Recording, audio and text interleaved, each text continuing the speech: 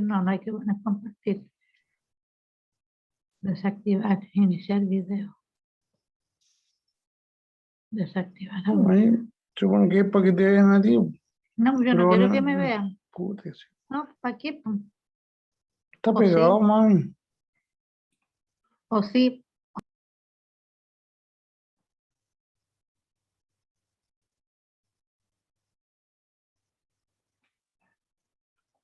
Hola, buenas tardes a todos. Son las 6:05. En un par de minutos vamos a esperar a que llegue un par de participantes más y vamos a comenzar, ¿ya? Solamente un par de minutos. Gracias a los que ya han ingresado.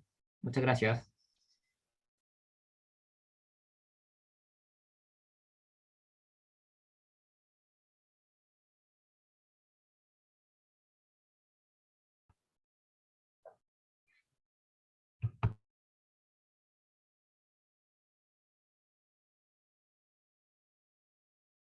Retiro. Ya. No te voy a poner así, no sé.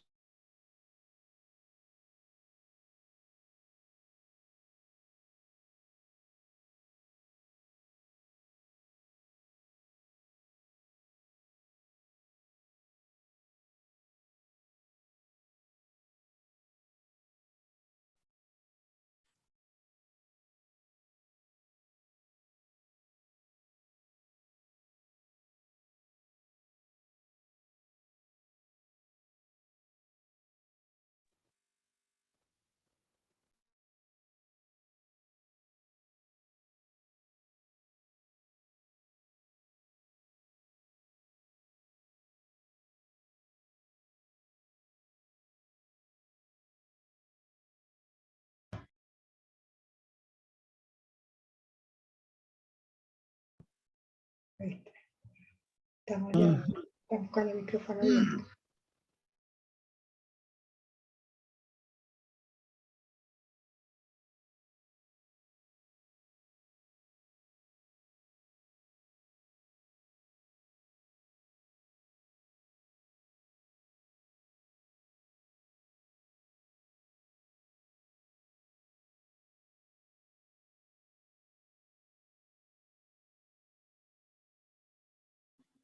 Ahí está. ¿Apagado? Prendí.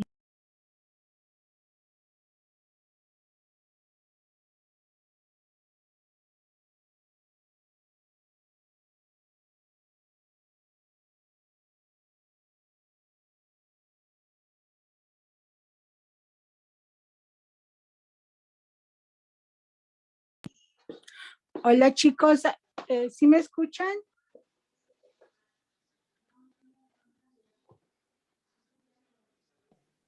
Sí, se escucha. Ok, gracias. Parece que faltan, ¿verdad? Ah, ya se me fue la imagen. Ah, ya están de nueva cuenta. Yo te escucho.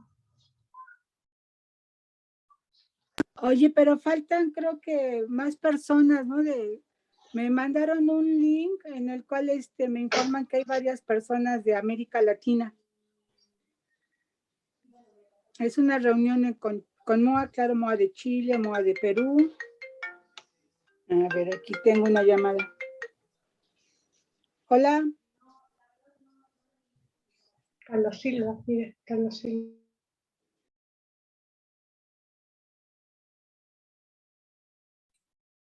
Hola, buenas tardes. Estamos aquí con unos Ya está listo, ajustes. pero ¿qué crees que se me va la imagen? Les vamos a pedir, en lo posible, que mantengan cerrados sus micrófonos para poder dar pie a la charla, ¿ya?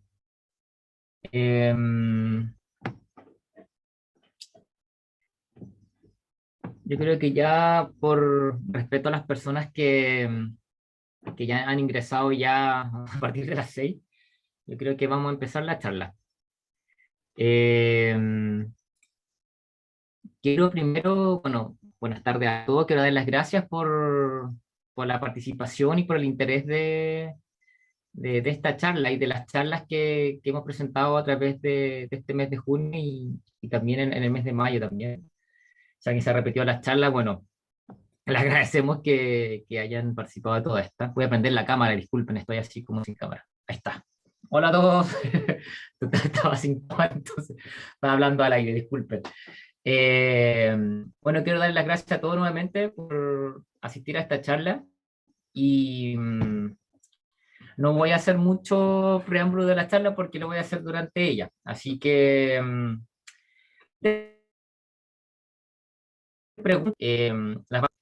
y al final de la charla las vamos a leer. Pues aparecen preguntas después de la charla, bueno, también las vamos compartiendo entre todos, ¿ya? Así que vamos a partir. Como les dije, tratar de tener los micrófonos apagados y las preguntas en el chat o al final de la charla. Gracias.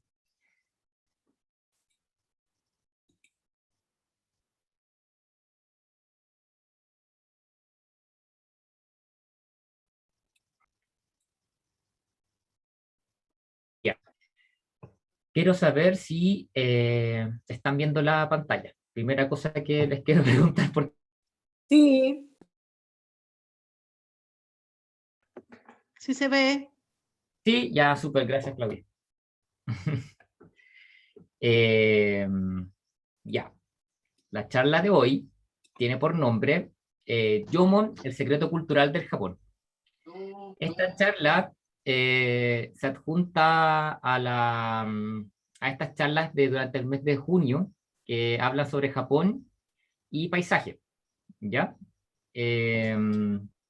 Hoy es la segunda charla durante este mes y en el día de hoy, que es martes 29 de junio.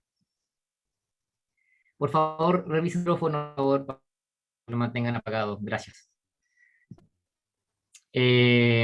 Bueno, esta parte es un poco como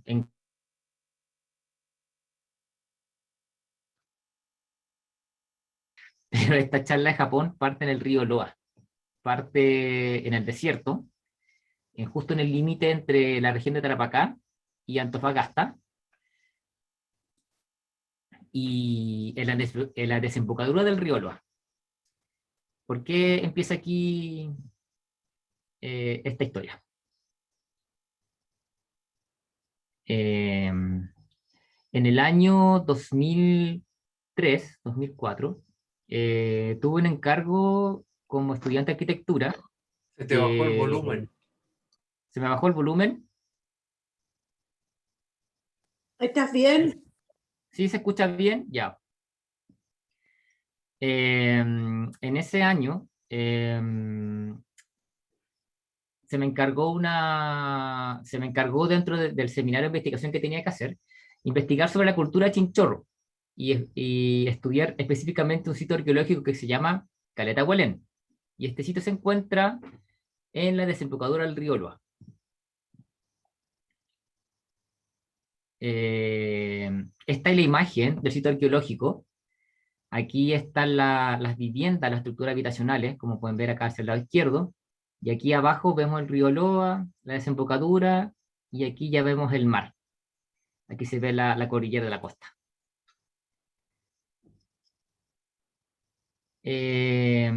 La pregunta en un inicio era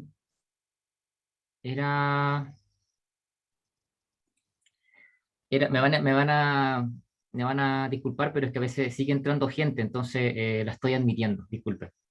Eh, la pregunta que surge como estudiante de arquitectura era saber por qué ellos se ubicaban aquí, tan lejos del mar. Si eran pescadores, esto pertenece a la cultura chinchorro, entonces ellos principalmente se dedicaban a pescar y a recolectar mariscos.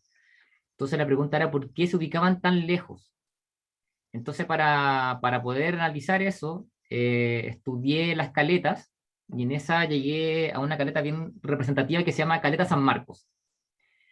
Y San Marcos, ¿por qué San Marcos? Porque San Marcos, su configuración como caleta fue construida por los mismos pescadores, no fue construida bajo un plan regulador o no vino nadie de la municipalidad como a trazar sus calles, sino que fueron ellos mismos los que construyeron como el orden de sus casas, de sus viviendas. Entonces eso a mí me servía mucho como referencia para poder eh, compararlo con los chinchorros. Y pasó algo bien bonito porque ellos, los pescadores, un día me invitaron a pescar con ellos y salimos a la mar. Y en ese recorrido me empecé a dar cuenta que los pescadores para ir a trabajar se iban ubicando a través de cerros y puntas. Entonces a cada cerro y a cada punta y a cada roca le iban poniendo un nombre particular. Eh, Porque así, de ese modo, ante la inmensidad del desierto y en el borde costero, para no perderse, se iban ubicando a través de rocas. Entonces iban colocándole nombre a las rocas. Aquí se ven, esto es San Marcos, esto en Google, aquí está San Marcos, y aquí están distintas puntas y rocas que ellos le van colocando el nombre. La Culebra, La Máquina, Boca del Diablo, Punta Guanillo. Entonces, bajo esta información que me entregaron los pescadores, yo con esa misma información volví a Caleta Huelén, volví a este lugar, y empecé a buscar esos referentes geográficos. Y ahí fue como llegué a 4, a Rocamayor, a Punta Guano, Roca de Pájaros Negros y Roca Umbral. Esto surge porque, bueno, claro, en un principio veíamos esta foto y vemos desierto y el río y los cerros.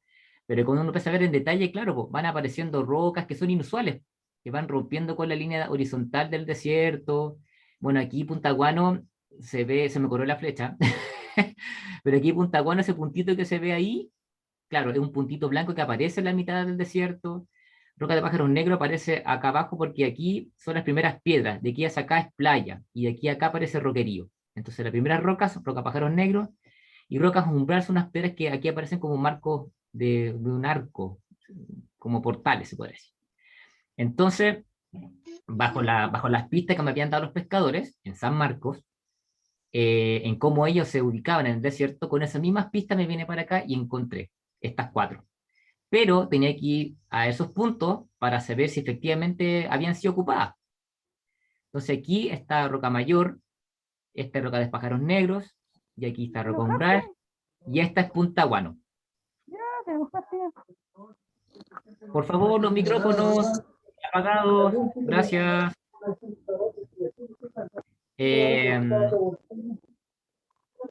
Entonces,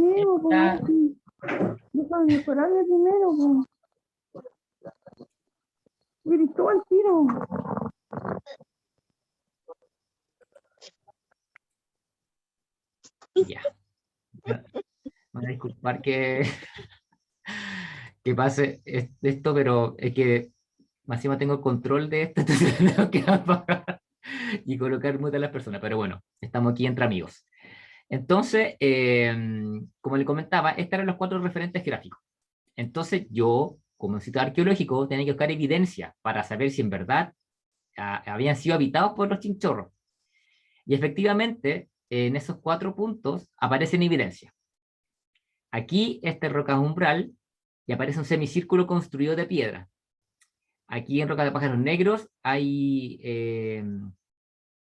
como unos circulitos que son erosiones que hacen los chinchorros para hacer como unas pesas que se colocan en las lienzas para pescar y para atrapar peces.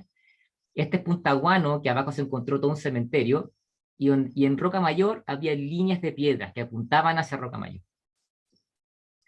Entonces, lo interesante de todo esto, que cuando hacia aquí se encuentra Roca de Pájaros Negros, hacia acá, y aquí está Puntaguano, cuando iba caminando desde Rocas Umbral hacia Roca de Pájaros Negros, si ustedes ven aquí está todo plano, esto es, el desierto es extenso, y cuando iba caminando por acá apareció algo bien particular ante la vista, y fue una piedra parada. Y esa piedra parada es esta, que aparece en la mitad del desierto, lo cual me llamó bastante la atención porque tiene una forma determinada, una altura determinada, y tiene una forma como apuntando hacia ciertos lugares. Y descubrí que esta piedra está en conexión con los 4 referentes a los cuales yo había visto desde Caleta Huelén, que es Roca Mayor, Puntaguano, Roca Umbral y Roca de Pájaros Negros. ¿Qué quiere decir esto? Que esta piedra, la que está aquí, en una línea conectaba a Roca Mayor y hacia el otro lado con Roca de Pájaros Negros. Y hacia el otro lado, la misma piedra acá, conectaba Roca Umbral con Puntaguano. Entonces, en conclusión, ¿qué quiere decir? Que esta piedra, que está aquí en el cruce de estos 4 puntos, que son Roca Mayor, Roca Umbral, Roca de Pájaros Negros, Huelén está aquí, y hacia acá lejos está Puntaguano.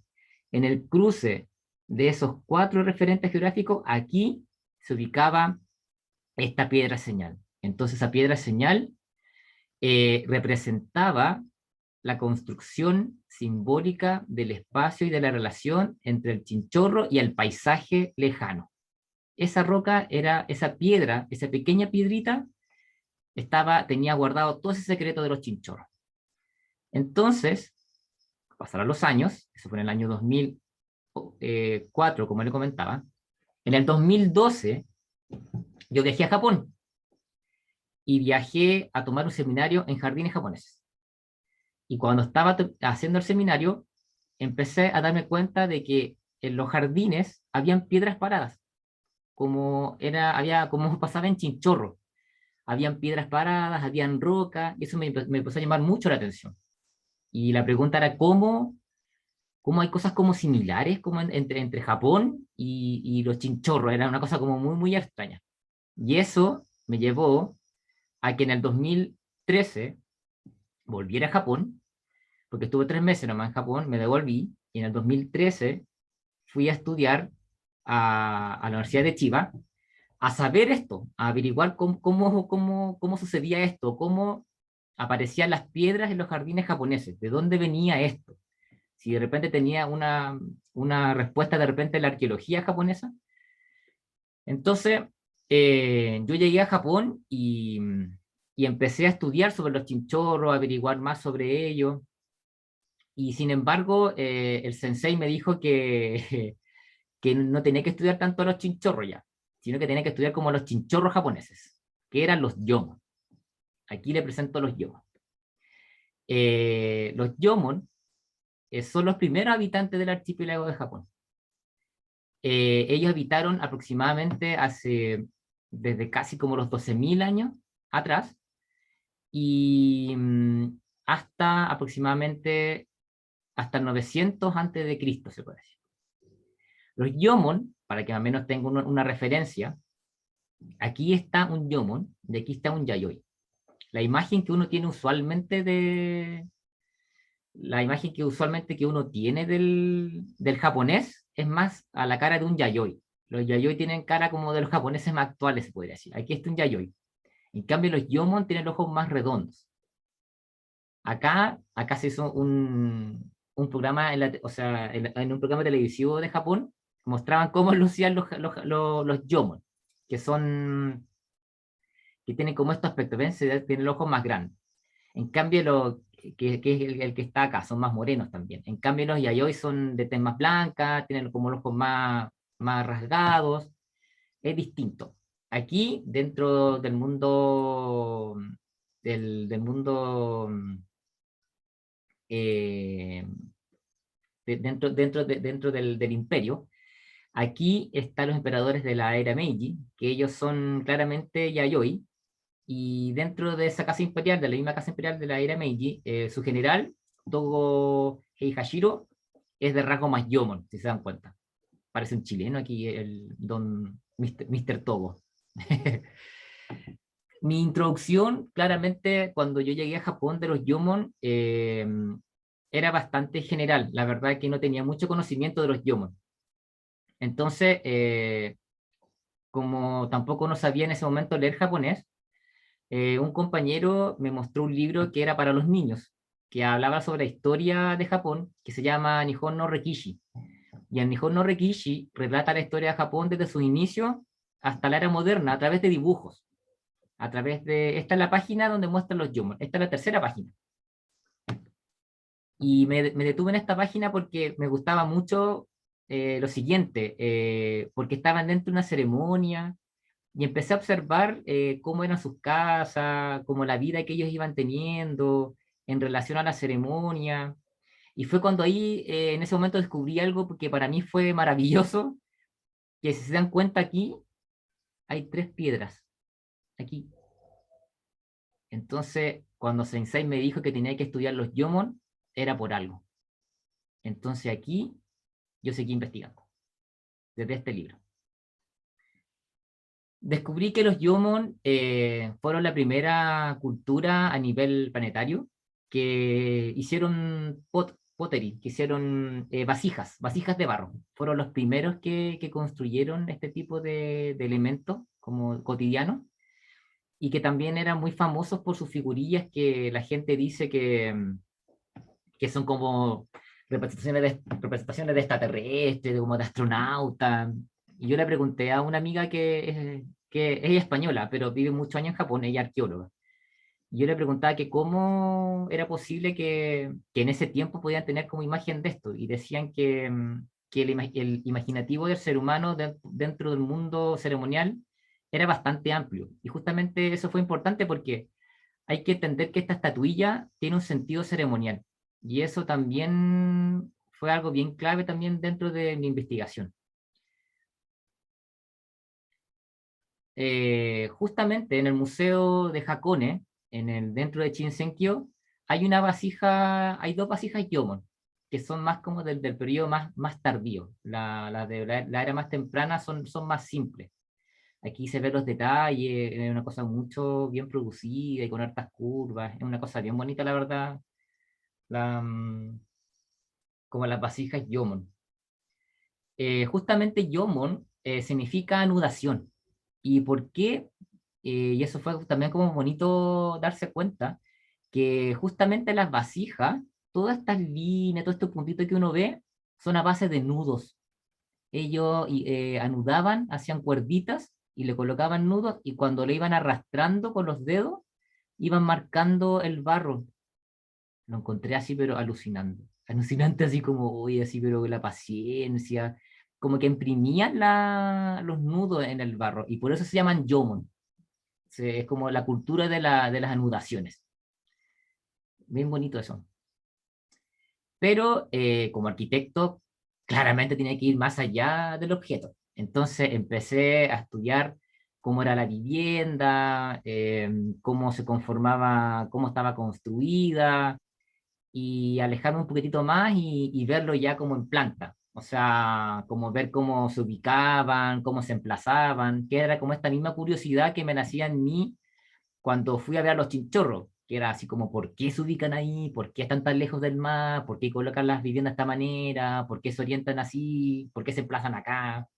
Entonces, esas mismas preguntas como me la planteé aquí. Era, como, ¿por qué hacían esto circular? ¿Por qué hay dos?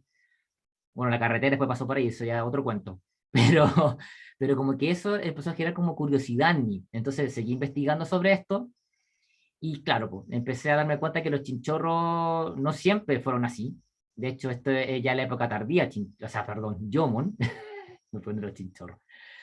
Los Yomon, ellos partieron viviendo en cuevas. Esta es la cueva de Kosegasawa, que está en Niigata, y esto es bien húmedo, como ustedes pueden ver. Y claro, los Yomon partieron viviendo en cuevas, y después pasaron a estas estructuras más habitacionales como mayores. Una cosa que me llamó mucho la atención, el nivel de estudio con respecto al nivel arqueológico. Esa cosa era impresionante, era como cada pieza, era como que hablaban así como de, no sé, de cómo estaba constituido, cómo se había quebrado, cuánto medía, dónde había estado ubicado, la causa de por qué se había quebrado, cada línea de quiebre, la hendidura, como el trazado, el tallo, es como que todo, era como demasiado específico y detallado. Y una cosa que un día descubrí fue que habían piedras paradas en los sitios Yomon. Y ahí empecé como me a alucinar. Porque yo dije, este Hoyu, que también tiene piedras paradas acá, este es un sitio ya más tardío, fue así como, fue cuando Sensei me miró así con cara así como de que, aquí tú vas a encontrar la respuesta, y ahí tú tienes que seguir investigando. Entonces me empecé a dar cuenta que había muchos sitios que tenían piedras paradas, que no todos por supuesto, sino que algunos, solamente algunos. Entonces empecé a darme cuenta que había muchos sitios con piedras paradas, pero no sabía el por qué. Entonces, ahí me mandé un trabajo de empezar a seleccionar los sitios que tenían piedra y cuáles no. Entonces aparecen Tokareishi, Nakamiya Matsubara, Nomura, Aki, Utateshino, varios sitios que tenían piedras paradas. Pero yo tenía que establecer una metodología para saber, para ordenar un poco esto y para que también respondiera a mis dudas. Esta duda era como que ¿por qué habían piedras paradas? Entonces, para comprender esto, lo primero era establecer en una línea de tiempo el desarrollo de cómo se posicionaban las piedras paradas. Lo segundo era estudiarlo en un entorno similar para que tuviera las mismas condiciones, me refiero a geográfica, de clima. Eso fue también importante. Y la segunda parte era que cada sitio que yo estudiara tuviera bastante información respecto a través de entrevistas, no sé, hartos papers, y si tenía posiblemente la entrevista con algún arqueólogo que había estado en el sitio arqueológico, para mí era mucho mejor. Entonces, ante eso, apareció esta tabla, que es desde el inicio Yomon hasta el final. Y dentro de todos los sitios que estudié, a la final quedaron estos tres, que eran Nakanoya Matsubara, Daikizawa Sekijidai y Tenjinbara. ¿Y por qué? Porque estos tres sitios se ubicaban en Gunma, en la prefectura de Gunma. Entonces se cumplía esta cosa que el entorno era similar. Nakanoya es en temprano Yomon, Daikizawa Seki va desde el medio hasta el tardío, y Tenjinbara en el final del Yomon. Entonces se cumplía esto que era diferente. Y lo otro interesante era que Nakanoya, Takizawa y Tenjinbara lo estudiaba el mismo arqueólogo que era Daikuhara Sensei. Entonces, para mí eso era clave y tuve entrevista con Daikuhara Sensei. Entonces, en resumen, esto se ordena de la siguiente manera. Nakanoya Matsubara es una piedra parada junto a una tumba especial. Esta es la piedra. Esta es una sola piedra, aquí bien parada. Esta piedra, cuando yo la veo, reconozco inmediatamente una espalda y un frente. Ustedes dicen cuál será la espalda y cuál será el frente. La mejor manera de explicarlo es a través de esto, que todos conocemos, que son los Moai. Los Moai, como un ser humano, tiene espalda, que viene a ser esto, la espalda, que es una recta, acá, y eso, la espalda, me define un recto y una punta a través de la nariz. La nariz es la que apunta, ¿cierto? Entonces, donde apunta es el frente y la línea recta construye la espalda. Entonces, si volvemos a la piedra, aquí, ahí está la espalda, aquí se ve la espalda, y ahí está la nariz. Entonces la nariz en este caso estaría al frente de esto, y esto apunta hacia un monte, y ese monte es el monte Azama. ¿Por qué es importante? ¿Qué es lo interesante de esta piedra? Que tiene una inclinación, que está apuntando, que tiene una espalda, que tiene un frente, aquí se ve, aquí se da cuenta que, claro, es simétrica, pero tiene un frente, tiene una parte más recta que es la espalda. Es que, claro, ahí, en esta tumba se encontraron aros. ¿Y qué significa aros? Que ahí era la tumba de una chamana. Las chamanas eran personas muy importantes dentro de la comunidad. Entonces esta piedra era parte de la tumba de una chamana. Ahora la piedra, como le comentaba, apuntaba hacia Monte Azama. ¿Qué pasa en Monte Azama? Se genera el atardecer del Nibún. El Nibún es la fecha entre el equinoccio de primavera y el solsticio de verano. Entre medio de esas dos fechas, el sol se esconde en Monte Azama. Entonces aquí estaba la chamana y la cabeza estaba hacia el lado de la piedra y la piedra apuntaba hacia el atardecer del Nibún en Monte Azama. Entonces por eso era importante colocar esta piedra que apuntaba hacia allá. Entonces aquí había una relación entre una tumba, una piedra y un monte. Entonces generaba un fenómeno solar. El siguiente sitio es Takizawa Sekijidai y es una piedra parada dentro de un lugar ceremonial. Aquí ya no era una tumba, sino que era un espacio ceremonial. ¿Y cómo se sabe que es un espacio ceremonial? Porque se encontraron estatuillas, como le mostraba en un principio, se encontraron piedras fálicas, se encontraron varios relics, varios elementos propios de la ceremonia, en torno a esta piedra parada, que es esta. A diferencia de la anterior, esta piedra no tiene espalda, no tenía frente, y eso me llamó mucho la atención.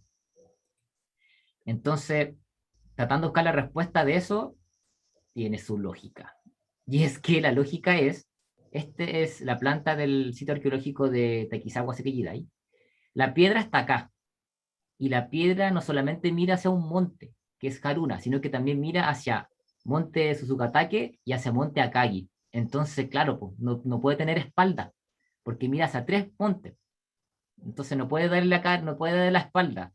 Entonces por eso era redonda por todos lados, porque miraba hacia Monte Haruna al frente y hacia atrás miraba Akagi y Susukatake. ¿Y por qué miraba hacia esos puntos? Porque en el atardecer del 21 de marzo, que es el equinoccio de primavera para los japoneses, el sol se coloca en Monte Haruna. Y atrás, el amanecer se generaba en Monte Akagi. Entonces, en el equinoccio de primavera, amanecía en Akagi y se escondía en Haruna. Y cuando era solsticio de verano, el sol salía por Susukatake. Entonces, por eso, esta piedra era redonda, porque miraba hacia tres puntos importantes. Hacia los amaneceres de equinoccio de primavera, solsticio de verano, y hacia el atardecer de equinoccio de primavera en Haruna. Y el siguiente es Tenjinbara, que es ya el final Yomon, y son tres piedras paradas dentro de un lugar ceremonial. Ya no era una. Este es Tenjinbara. Y Tenjinbara tenía tres piedras, y que apuntaban hacia el monte Miyogi. Lo interesante está que eran tres piedras apuntando hacia tres cumbres, que era Kinken-san, Kondon-san y Hakun-san. Lo bonito de esto es que estas tres piedras eran distintas. Ya ahora tenían tres colores distintos, tenían alturas distintas, las tres miraban hacia el monte Akagi, pero esta piedra, la roja, venía desde el río de Hakun-san. La blanca venía desde el río que cae por Kondon-san, y la azul viene del río que Kinken-san bajaba por ahí, por esa cumbre. Esto se hizo a través de estudios, a través de composiciones de la piedra y la cantidad dentro del agua que estaba, de las cuales ellas pertenecían. Entonces, en este caso, como vemos acá, se ve este sitio arqueológico. Aquí están las tumbas, y detrás y delante de las tumbas están las 3 piedras que apuntan hacia el monte Miyogi. Ahí lo vemos muy clarito. Entonces, esto me ayudó a mí a establecer una tabla de la siguiente manera. Entonces, en el temprano Yom está Nakayama Matsubara con una piedra hacia un monte. En el Takizawa era una piedra dentro de un espacio ceremonial, y en Tenjimbara eran 3 piedras en torno a un espacio ceremonial. En conclusión, entonces es posible que hubo un desarrollo de piedras paradas entre el temprano Yomon y el final Yomon. Eso fue lo primero, que hay una evolución con respecto a esto. No fue de manera fortuita. O sea, hubo una evolución de pensamiento en relación desde una piedra con respecto a una cumbre. Fue desarrollando y se fue enriqueciendo con el tiempo. La segunda es que las piedras paradas no eran solamente objetos rituales, no eran solamente como algo ceremonial, sino que también eran parte del espacio sagrado Yomon, y eso también las cumbres lo hacían parte, o sea, la piedra unía la cumbre, y eso construía el espacio sagrado. Y lo tercero era que también las piedras, cuando aparecían piedras paradas en un sitio ceremonial, era porque estaban en relación sí o sí con un fenómeno solar, ya sea un equinoccio o un solsticio. Principalmente el equinoccio de primavera, era como el que más le gusta a los Yomon. Y la cuarta es que todo esto construía un modo o sea, construía una estructura la cual hablaba de la vida cotidiana y ceremonial de los Yomon, desde su mundo espiritual y sustentable como economía, y cohesionado, porque eso era lo bonito, que una cumbre también llevaba a la otra, y un asentamiento se conectaba con el otro. Entonces, cuando nosotros miramos las cumbres, estamos hablando de esa conexión en el mundo espiritual desde los Yomon, que son los primeros habitantes de la isla de Japón. Y aquí hay una frase que me dijo Daikuhara Sensei, que es sumamente importante y bonita, que en un momento la comprendí, que él dice que las cumbres eran para los Yomon verdaderas puertas hacia el mundo espiritual. Eso, claramente, con este estudio quedó más que comprobado. Entonces, cuando vuelvo a tomar el libro, después de 2 años, aquí aparece algo muy bonito, porque mi primera observación era que los Yomon estaban danzando y celebrando en esta ceremonia en torno a las piedras, pero lo bonito fue que cuando aparecen las piedras, arriba había un volcán, aquí. Entonces era la ceremonia, las piedras y el volcán, la cumbre. Entonces este dibujo me estaba dando la clave desde el principio. Lo que pasa es que yo no lo vi. Tuve que estudiar todo eso para darme cuenta. Y es bonito cómo aparece eso en este dibujo. Esto es una maravilla de dibujo. ¿Por qué yo le estoy hablando de esto? La semana pasada, cuando tuvimos la charla de Shinsenkyo, ¿se acuerdan? Bueno, ese mismo elemento, esa misma esencia de los Yomon, aparece acá. Aparece aquí dentro del jardín, están las cumbres importantes, se integran. Entonces el espacio del jardín japonés se convierte en un espacio ceremonial, en un espacio sagrado, en donde las piedras y el lugar mismo están en entorno y en conexión con las cumbres. Entonces aquí está Sonsan, aquí está Kamiyama, que eso aparece dentro de Shinsenkyo, y el otro ejemplo es Myojin Gatake. Aquí se ve Sangetsuan con esta cumbre, y aquí se ve la cumbre también de fondo de Myojin Gatake. Se mantiene esa esencia que viene desde el Yomon mismo, el primer habitante del archipiélago de Japón. Ahora eso aparece también en Murin-an, que es otro jardín japonés, en donde aquí Higashiyama es la cumbre que se observa, y que el jardín se subordina a Higashiyama. O sea, esta silueta que se mantiene con la altura de los árboles es para que se aparezca en este pedacito, aparezca Higashiyama. Lo mismo con Shinsenkyo. El hecho de que hayan bambú hasta aquí y bambú hasta acá es para dar espacio hacia la vista, hacia la cumbre lejana, que es Myojin Gatake. Y eso, aunque ustedes no lo crean, también está en nuestro jardín japonés, el de Santiago, en donde aquí en este elemento, Punta Provincia, aparece como un elemento importante y una cumbre importante dentro del jardín japonés, donde los elementos como la torre de piedra se subordinan a esta cumbre, que se integra al jardín japonés. Entonces comienza a ser curioso de cómo desde una piedra que estaba parada en la mitad del desierto, en la desembocadura del río Loa, me lleva a otra piedra, que también, pero en esta oportunidad, se encuentra a miles y miles de kilómetros lejos del desierto, pero que tiene un mismo sentido, que hay una espalda mirándose a un referente, que hay una espalda mirándose a un referente. Mientras estaba estudiando, empecé a darme cuenta que las líneas y las piedras dentro de la cultura tiahuanacota e inca también aparecen. Aparece la línea construida con piedras y también están relacionadas con un mundo ceremonial. De hecho, lo que está antes, esto es Calate, que está en la segunda región en Antofagasta. En torno a estas piedras aparecen una serie de elementos ceremoniales. Nuevamente la piedra nos habla del espacio ceremonial. Y así lo vemos en muchos ejemplos.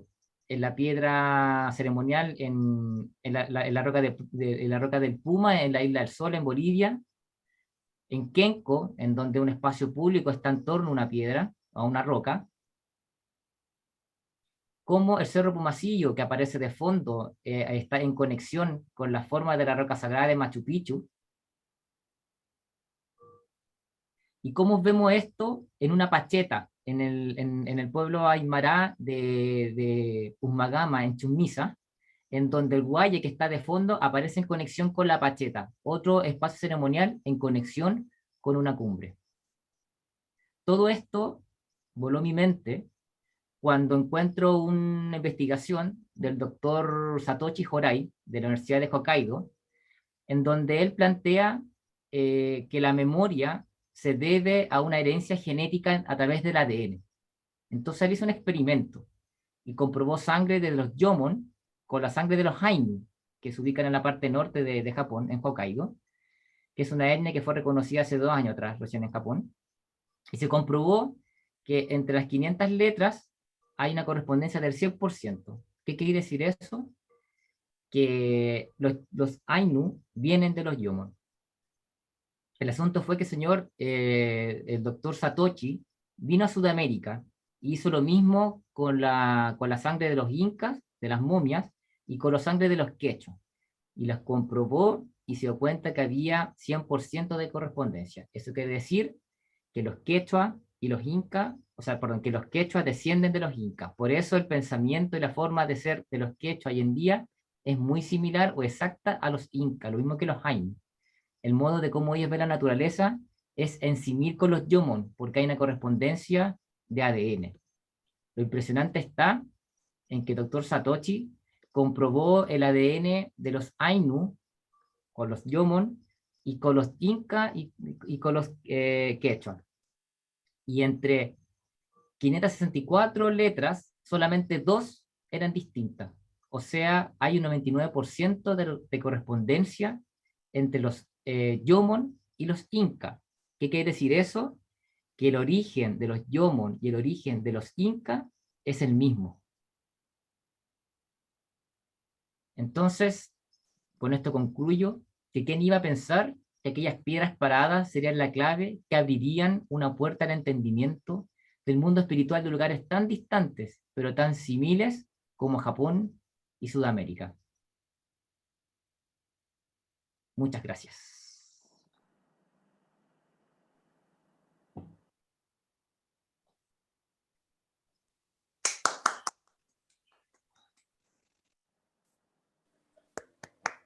¡Bravo! Gracias.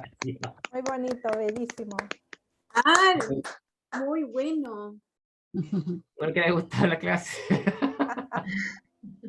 Me parece, pero, ay, perdón, me presento, Yolanda Castañeda, desde México. ¿Me escuchan? Sí, sí, súper bien. Ah, bueno, no tengo imagen, pero bueno.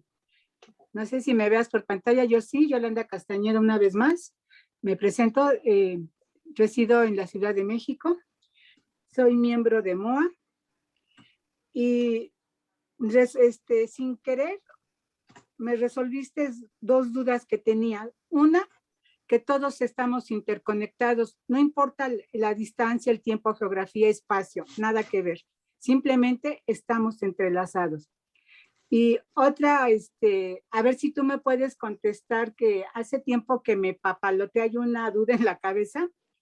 Se habla desde el punto de vista histórico del enfriamiento de la Tierra, el estrecho de Bering, que por ahí pasaron colonizadores o vinieron de Oriente a fundar o a establecerse aquí en tierras por el enfriamiento, por el clima que había sido muy, muy devastador. Y estas tribus se reúnen y hacen esa migración hacia América Latina. Entonces yo creo que para mí queda resuelto ese enigma o esa duda de si habían venido de Oriente, en este caso Japón, China. No nos vamos a pelear por eso, simplemente vinieron colonizadores a establecerse en este lugar y tú me lo acabas de resolver. La similitud o no parecido, sino que ya está comprobado que estas tribus de los Yoman con los incas, hay muchas relaciones, el 99%. Entonces quiere decir que sí es cierta la teoría del enfriamiento de la Tierra, que pasaron por el estrecho de Bering. Unos se establecieron en Alaska, bueno, se fueron extendiendo en toda América Latina y quizás me falta resolver otro misterio, el de con la cultura maya. La cultura maya de aquí, pues digo, de mis ancestros, mis antepasados, porque yo vivo en México, y quizás tengan cierta relación estas tribus o estas civilizaciones con los mayas también, y una relación con los incas. Sí, y cómo yo las creo piedras que, gracias, hablan a Yolanda. través del tiempo. Sí, yo creo que puede ser un poco de todo. Yo creo que una teoría no descarta la otra. Yo creo que el estrecho de Bering es posible que hayan pasado por ahí, pero también yo creo que es muy posible que también hayan pasado. Tenemos que pensar que estamos hablando de procesos de miles y miles de años. No son procesos que pasan en meses, en 2 años, 10 años, incluso hasta 100 años. Entonces, imagínate que a veces nosotros tomamos un avión para llegar a Japón desde Chile y nos demoramos 36 horas entre espera en algún aeropuerto y llegar allá. Son 36 horas y son 16.000 kilómetros. Entonces, tienes que pensar que este proceso, yo creo que de llegar desde un lado como Japón a llegar a Sudamérica, Gracias.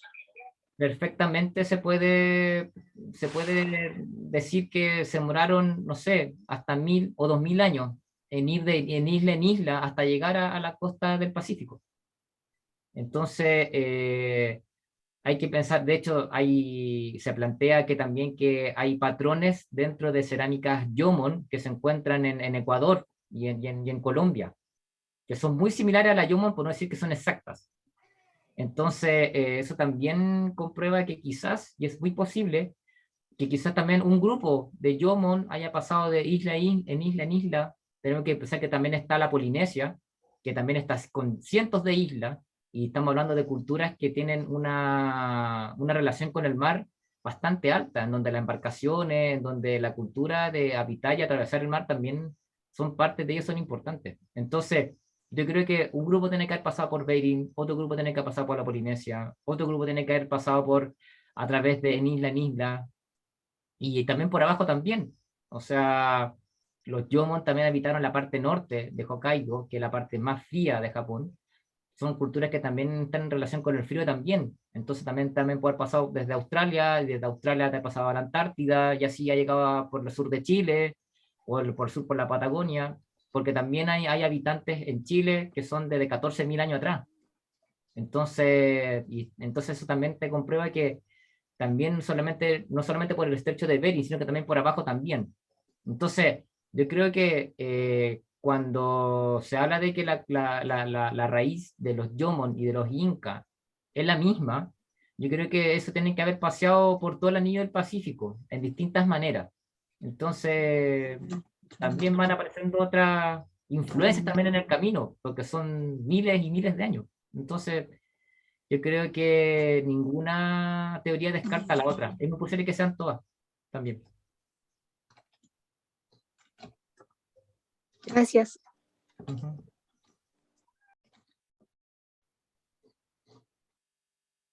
¿Me escucha? Sí, Oye, ¿y hicieron dataciones de carbono 14? ¿Cómo andaban entre lo encontrado en Japón y en Chile? con respecto a qué, don Alfonso, A las edades. La medición de la antigüedad por el método que normalmente ocupan los arqueólogos, el carbono 14. desde la cultura Caleta Huelén, que pertenece a la parte final de la cultura Chinchorro, eso va desde el 3000, desde el 3800 a.C. al 1800 a.C.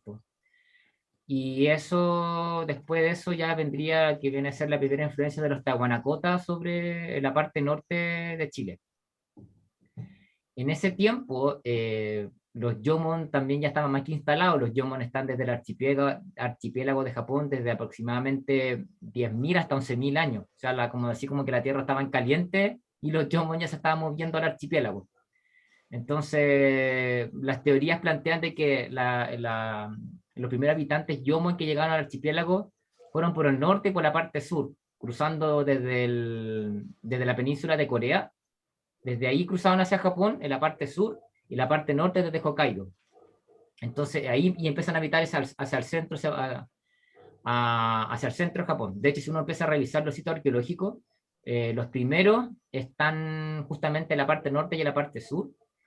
De hecho, Kosegasawa se encuentra en una cueva, si usted se encuentra es bastante húmedo, entonces esa parte de ahí también es justamente porque está más cerca de Corea. Y eso hace que también la evolución también a su vez está en los extremos. De hecho, Oyu, que es donde están estas piedras paradas, pertenece ya al tardío Yomon, que son los 900 antes de Cristo. Entonces esto ya es mucho más tardío. Y es porque, claro, porque fueron los primeros en llegar ahí y los que evolucionaron más, porque justamente la parte ya, de hecho los sitios que son menos importantes están justamente en el centro, no están de Japón, no están tanto en la parte de los extremos. Entonces, en las relaciones de carbono, perfectamente los chinchorros estaban en la misma época de los Yomon, pero yo creo, bueno, eso ya es tema como para otra conversación, pero yo siempre me acuerdo de una profesora que yo tuve en programación neurolingüística, que ella planteaba una teoría y que yo la encontré para mí maravillosa, que ella decía que, Jessica Riel, que ella decía que el ser humano en la antigüedad funcionaba igual como neuronas, o sea que el planeta era un gran cerebro y que el ser humano éramos las neuronas. ¿Qué quiere decir eso? Que una neurona que se puede estar ubicada en Japón perfectamente se puede conectar tarde o temprano con un pensamiento con una neurona que está en el norte de Chile. Entonces nuestras neuronas funcionan así. Cuando una neurona que está aquí, ubicada, yo genero un pensamiento, se transmite al resto de mi cerebro. Entonces, para mí, si bien están las influencias territoriales, de como de moverse de un lugar a otro para haber intercambio cultural, también yo creo que hay una cosa que antes había una conexión mental. Lo que pasa es que hoy en día se ha perdido porque se llama Internet. Entonces, hoy en día en Internet sabemos del otro lado, pero antiguamente no había Internet. Entonces la gente se comunicaba, perfectamente se comunicaba. No me refiero a que se comunicaba telepáticamente, sino que se comunicaban a través, eran pensamientos que eran atravesados, porque eran un mismo cerebro. Era como eso yo lo veo también de esa manera. Entonces, encuentro interesante el hecho Oye, de cómo... entonces, por la periodicidad, los 11.000 contra los 1.000, 800 quiere decir que lo que encontraste en Chile es del segundo o del tercer periodo de los Yomon. Porque tú hablaste de 3 tipos de piedra, y que primera es solitaria, después Sí. abarca un poco más. Entonces, lo que Claro. encontraste en Chile, ¿a qué periodo correspondería? Pareciera ser segundo o tercero. Sí, como la era temprana, Yomon. La misma era. De hecho, claro, es como la misma, claro, la piedra chinchorro que se entiende que se ubica por los 1800, equivale más o menos, claro, como la época media, media Porque está tardía de los enfocando, Yomon. tú dijiste que estaba enfocando a 3 cerros distintos. Sí, eso es Tenjin Para. No, Pero perdón. la de Chile también dijiste que estaba enfocando a 3 lugares. Claro, la piedra de Caleta Huelén, la desembocadura del río Loa, ella apunta hacia 4 rocas. Y eso se entiende que está ubicado dentro del 1800, que es la parte ya más final del 1800 antes de Cristo. Entonces eso correspondería aproximadamente al tardío Yomon. Cuando ya en el tardío Yomon ellos estaban ubicando 3 piedras ante una cumbre que tenía 3, ante una montaña que tenía 3 cumbres. Sí, porque la cultura chinchorro es una cultura que también aparece por el 9000 antes de Cristo, pero la manifestación de piedras paradas aparece al final de los chinchorros, que en el 1800 por ahí, porque los chinchorros aparecen en Arica y empiezan a bajar. Están en Arica, después empiezan a bajar por Vítor, después Pisagua, no, perdón, Vítor, Camarones, Pisagua, Río Loa. Y en el río Loa es la parte final. Y ahí desaparece como cultura. Entonces la aparición de la piedra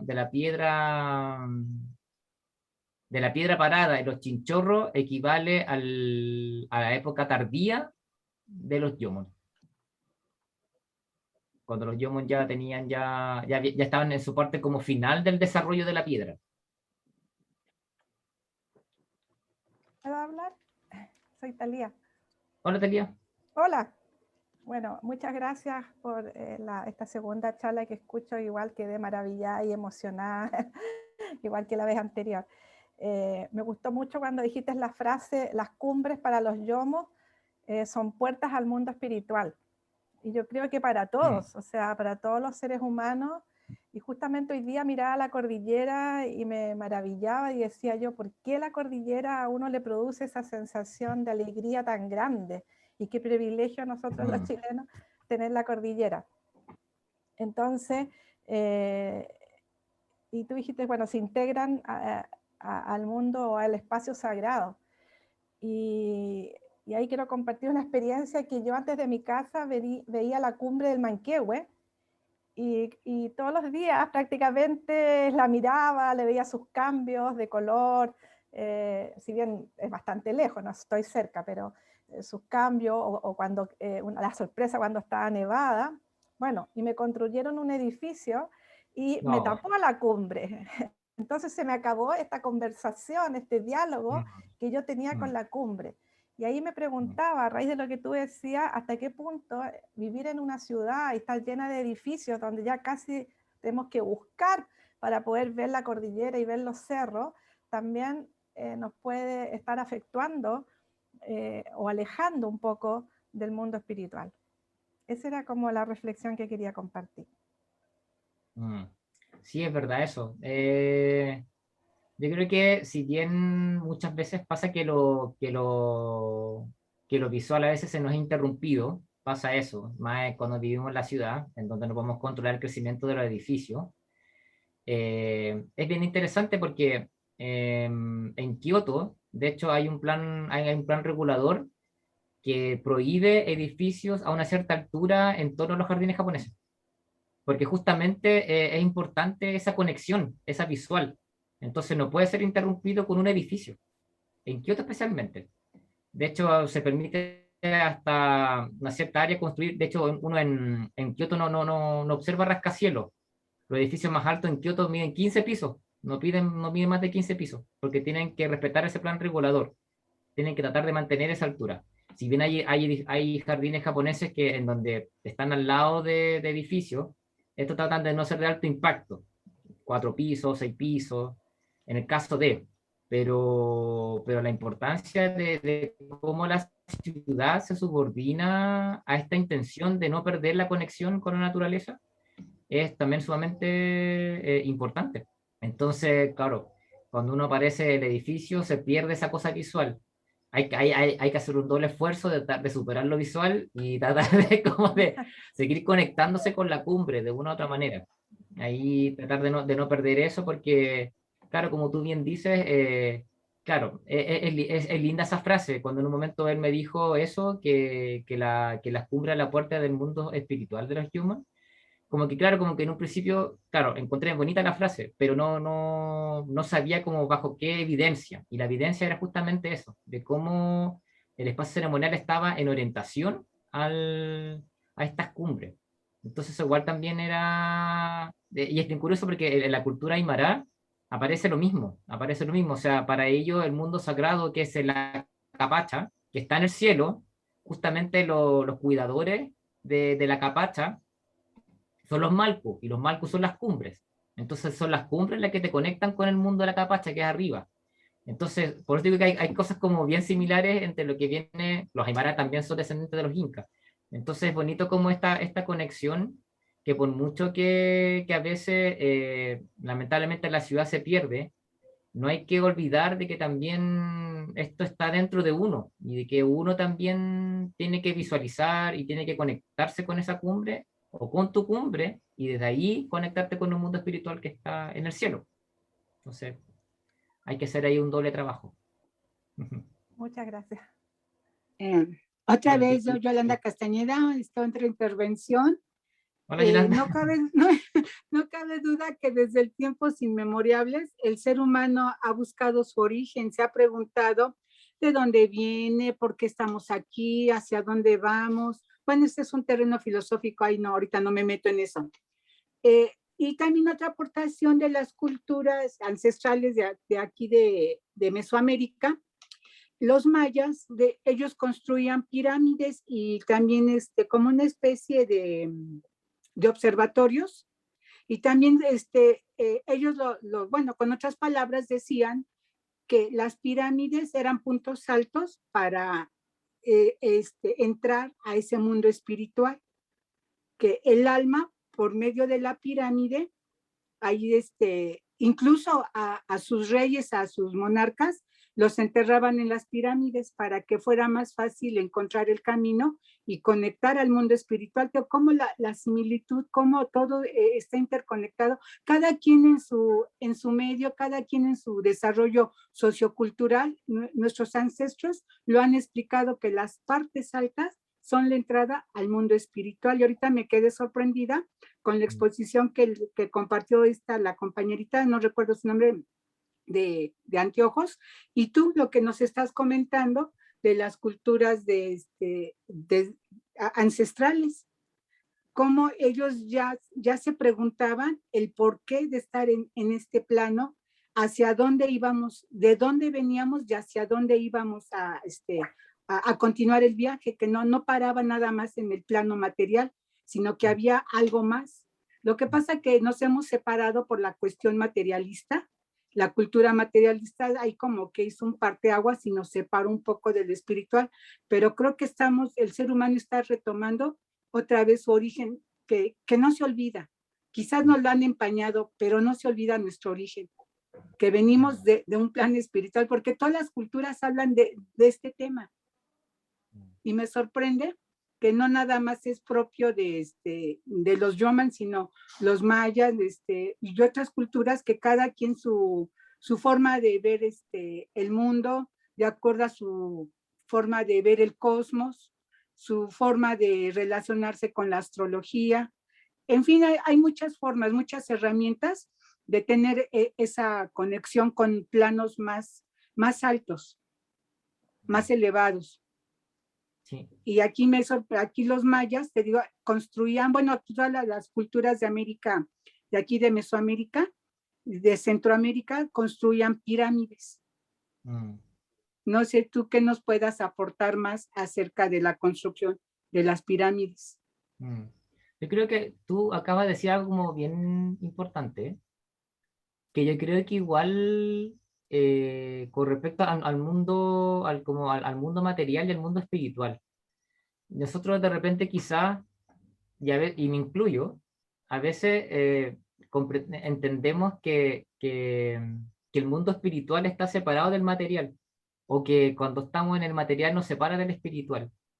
Y yo creo que justamente si lo vemos tanto en las pirámides, que yo creo que es una búsqueda y es una búsqueda y una especie como de La sombra.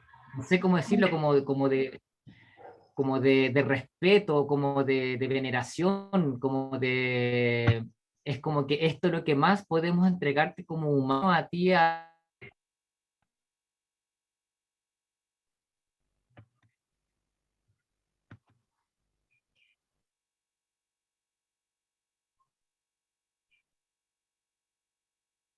Se acabó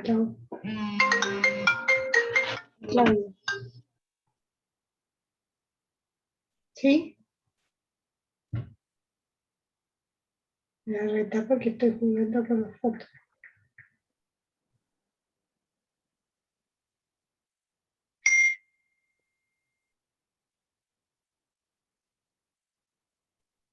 Juan,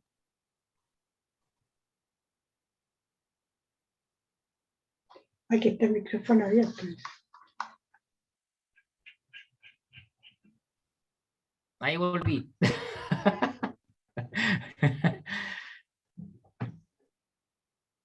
Ya, ahí volví. Estaba... Oye, perdón, ¿cuál es tu nombre? Perdón, mi nombre es Juan Manuel. Se cortó la... se cortó la transmisión. Se cayó ahí el... No sé. Juan Manuel, ¿qué más? Juan Manuel... Juan Manuel Galvez. Juan Manuel Galvez. Gracias. Entonces, no de nada, don Alfonso. Entonces, lo que estaba diciendo que cuando estaba en el sitio arqueológico se entiende que llegué a esas 4 rocas,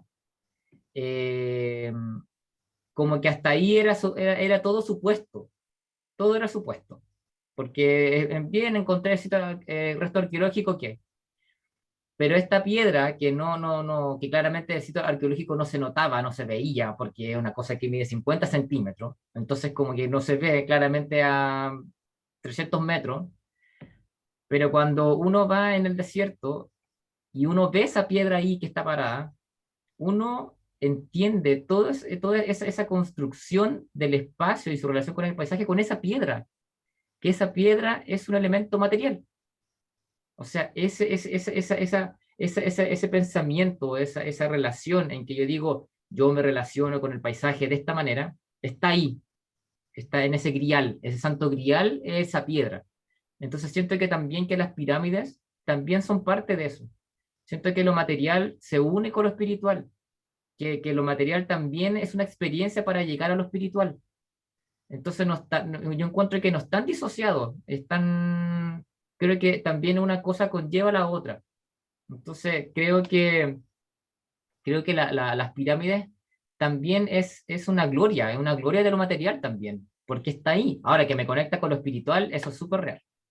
Eso es súper real. Pero siento que hay una, creo que tanto para ellos, en ese mundo, para ellos lo material era tan significativo o tan importante como lo material, como que no estaban disociados, era lo mismo. En cambio, para nosotros, dentro del mundo más moderno, como que lo material es como algo malo, lo material y bla, bla, bla, bla. Y lo espiritual es como, ya, así como la gloria máxima. Entonces, como yo creo que hay que aprender, yo creo que un poco desde la escultura ancestrales, que yo creo que no, ellos no establecen división, sino que al contrario, hasta establecen una simbiosis. Y eso es lo que yo encuentro como bonito de lo ancestral. No sé, Sí, eso es lo que yo... sí, es como gestionar las dos polaridades, ¿no? Sí, yo creo. Sí. Juan Manuel. Claudia, dígame. Sí, mira, como para recalcar algo que tú dijiste que me pareció súper interesante. Bueno, cuando lo expusiste mirando esa foto de Shinsenkyo también con las cumbres y cómo cómo el jardín se suma, ¿no es cierto?, a esta mirada más geográfica, que es una escala que va más allá del lugar mismo donde yo estoy parada mirando donde se toma la foto, digamos. Se incorpora esa dimensión que trasciende mi persona y mi distancia caminable, sino que es algo mucho más allá. Yo creo que eso mismo también es lo que hace que uno pueda decir que a través de estos elementos uno puede conectarse con lo espiritual, con aquello que va más allá, que es trascendente, que es una dimensión que más allá de la escala humana, como es. Entonces, encuentro súper significativo el hecho de que hayas tú presentado esto en distintas culturas y cómo fue tan importante en todos los asentamientos como más antiguos esta relación con el entorno, con la naturaleza, con el sol, ¿no es cierto? Porque en el fondo muestra un ser humano muy conectado con su entorno, muy conectado con el medio ambiente, con la geografía, con lo que nos entregan. Esto de que las 3 piedras que tú mostraste en el último asentamiento japonés fueran 3 piedras cada una de un río distinto, digamos, que provenía de zonas distintas, ¿no es cierto?, te muestra que también el agradecimiento que implicaba aquello que llegaba de todas las zonas. O sea, también hay una serie de razones por las cuales las personas se conectaban y se vinculaban con el mar que proveía los peces, con la montaña que, ¿no es cierto?, donde se iba a recolectar otras cosas. Hay una serie de otros elementos que definían esta necesidad de estar relacionados y conectados. Y me alegró mucho el que hayas hecho el cierre como con la charla anterior, esta cosa de las montañas, la encontré como que un súper buen complemento la charla de hoy día como para entender esa relación. Así que te agradezco. No, muchas gracias a ustedes también por las opiniones, por los aportes también a, mm, a lo que va apareciendo durante la charla. Eso también es como lo que a mí en lo personal me gusta mucho de las charlas, que todos sabemos algo, hemos tenido experiencias distintas y la charla a cada persona le va a llegar de manera distinta desde su experiencia y eso es buenísimo porque también cada uno aporta de lo que uno ha aprendido, de lo que uno ha vivido y eso también, a mí me gusta mucho escucharla porque también yo así yo aprendo más y también aprendo también a complementar y a tratar de que se enriquezca mucho más la charla. Esta charla la he presentado un par de veces, pero cada vez se enriquece más porque justamente las opiniones también hacen que también aparezca los puntos de vista de las otras personas. Entonces, la charla también se ha construido bajo eso, bajo las cosas que también he aprendido en el camino, que me han enseñado. Entonces, el tema del que tú hablas, del tema de la escala humana, es claro. Eso también, ahora que empezamos como a hablar, la clase pasada hablábamos de Shinsenkyo, y justamente hay una frase en la importancia que le da Maestro Kada a Shinsenkyo, que él habla de que justamente Shinsenkyo es la belleza de lo construido por el ser humano y por la naturaleza. Y ahí él atrapa esas 2 escalas, la escala humana y la escala del paisaje. Entonces, pero claro, pero uno dice, pero ¿cómo? ¿Cómo hace eso? Y la escala humana es lo que el hombre aporta. Y la escala del paisaje es lo que el paisaje me aporta. Y ese paisaje es lo lejano, que es como la característica propia de Japón, que extiende su existencia más allá de este cuerpo físico. Y se va a lo lejano y se va y habita en el paisaje lejano. Y es ahí donde comienza nuevamente esta como apertura hacia el espacio espiritual ubicado en el paisaje. Entonces yo también soy ahí, también soy eso. Entonces eso es como lo bonito que también que tienen, que a mí, bueno, a mí en lo personal me gusta mucho hablar de esto porque a mí me hace mucho sentido eso, me hace mucho sentido de que lo espiritual habita en el paisaje y me conecta desde este plano, desde la escala humana. Entonces, un montón como sus opiniones y los puntos de vista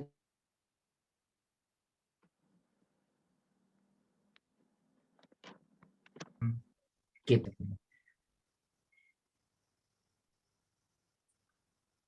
Y bueno, también, bueno, acá Rocío dice que está interesada en la charla y sorprendía cómo nos hemos relacionado a través de la historia arqueológica y actualmente alejados por desconocer nuestra cultura. Eso pasa mucho, de que a veces tendemos a conocer muy poquito sobre nuestra cultura y también siento que este tipo de charlas para mí la tomo como casi como un acto de responsabilidad, en el sentido de que igual para mí es importante que la cultura chinchorro trascienda las momias, que por ejemplo, que también es sumamente importante, que la gente entienda que los chinchorros no son solamente momias, que también fueron un asentamiento que también que llegó a constituirse como aldea y que este tipo de manifestaciones hablan de que no eran solamente personas que se levantaban en la mañana y se iban a pescar, sino que también tenían un constructo de cómo, de cómo el paisaje empieza a tomar un grado más significativo. Y eso también a mí me gusta mucho eso, porque trasciende, la cultura trasciende el objeto y pasa a ser el sujeto, y el sujeto habita el paisaje. Entonces, por eso me gusta también hablar de esto y siento que nos falta mucho eso en los colegios, como aprender más de la cultura, no chinchorros solamente, sino tanto como los mapuches tienen, los pehuenches tienen toda una cosmovisión súper rica en relación con el paisaje, así pero impresionante, y como que conocemos como cosas como súper básicas. En todas las culturas, en los yaganes, en los chonos, en los diaguitas, de los atacameños, en todos ellos. Entonces, siento que igual esto, siento que para mí también es, como digo, es como una responsabilidad y que se conozca mucho más en profundidad sobre nuestras culturas que son también nuestros antepasados, y eso también es lo otro bonito. Entonces, sí hay que conocer un poquito más. Ya. Bueno, yo creo que ya estamos cerrando. Agradezco un montón sus opiniones, sus preguntas. Le pido disculpas por las interrupciones ahí, las caídas de señal, la gente admitiendo. Así que eso, le agradezco un montón a todos. Muchas gracias. Espero tener otra charla. No, gracias a usted, Ana María. Gracias. Muchas gracias a todos. Que tengan buena semana y nos estamos viendo. Igual, gracias, Saludos. gracias. Chao, chao. Igual, gracias. Chao. Chao. Oye, Gracias, Juan Manuel, muy bueno, gracias. No, de nada. Chao, chao. Chao. yo no Gracias. sé, Juan, gracias, estuvo súper. Gracias. Muchas gracias, muy interesante, muy bonito todo. Sí. Gracias. Muchas gracias. yo no sé cómo llegué aquí, no tengo idea. Chao, Lo bueno Juan. es que llegó. Pero muy buena, muy buena. Qué bueno, Así Alfonso, me alegro. que trata de, cuando haya otra, poder saber.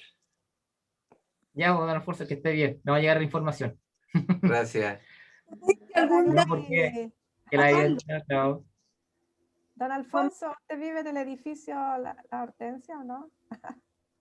Que deje sus No. datos. Que deje sus datos para poder contactarlo. Sí, Correo yo mandé un mail, Claro. yo mandé un mail. o teléfono. Ah, ya. Sí, ahí debe haber ido todo, un mail, pero no recuerdo cómo llegué, no lo sé. Ya, y su mail. Bueno, ahí no vamos a llegar hasta llegar. No tenemos información. Es Lo hacemos como- conocido. Ok.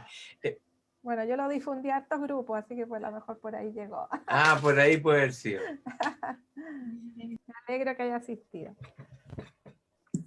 Gracias, gracias. Chao. Chao. Gracias, Que chao, estés chao. bien. Chao, chao. Cuídese. Igualmente, gracias. Chao. Saba.